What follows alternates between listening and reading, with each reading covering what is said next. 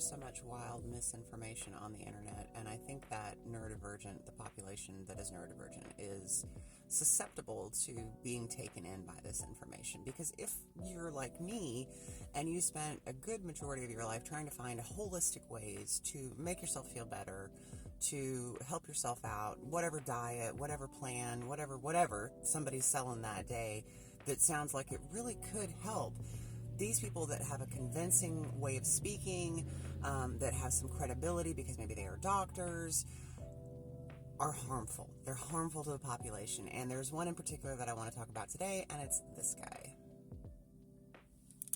So this guy has been on many very popular podcasts. Diary of a CEO to be one. The Mel Robbins podcast, which really upset me because she has ADHD, is another. And he is a Harvard professor and a psychologist, I believe, that has gained some traction in his idea and his book that he is selling. That's a red flag right there. That the keto diet is going to solve all mental illness, and it is the one thing that is going to cure any mental issues across the board, to include, and he lists as a mental illness, autism and ADHD. He makes broad, sweeping claims that the keto diet is the thing that is going to set all the mitochondria in your body to the correct level, and that it's going to fix any mental illness or mental issues that you may have. Well, keto was developed to fix, help, treat epilepsy, and it has had quite a bit of success at that, but it does not play across all fields. Correlation is not causation. Keep that in mind.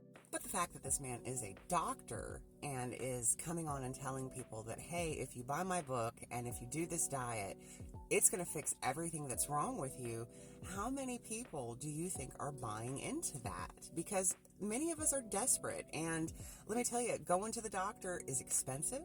It's not accessible to everyone. Getting a formal diagnosis of a mental condition or a disorder or a disease is not something that everybody can go do. So when you're getting this free information from a doctor and he's telling you it's going to fix what ails you, that snake oil cure can be harmful.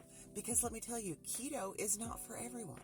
And look, if you do the keto diet and it has had some success for you and it's helpful, fantastic. There are really great things about the keto diet that can help reset some things in your body, but it was never intended to be done long term.